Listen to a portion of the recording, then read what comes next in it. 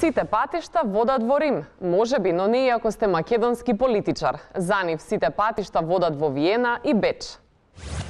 Така беше и за време на фамозниот 27 април, кога едно непознато лице и неговиот телохранител од Виена командуваа со крвавиот четврток. Така и денес, кога две добро познати лица, имењаците Н.Д. и Н.К. се сретнаа да си раскажат што им се случило изминативе 5 дена од кога се немаат видено. И додека Н.Г. и неговиот телохранител веќе подолго време не биле во Виена, лицата Н.Д. и Н.К. уживале во гастрономската понуда на градот.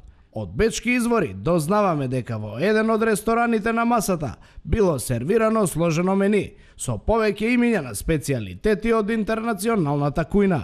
Немаме информации дали секој нарачувал според свој вкус или нашле заемно прифатлива порција.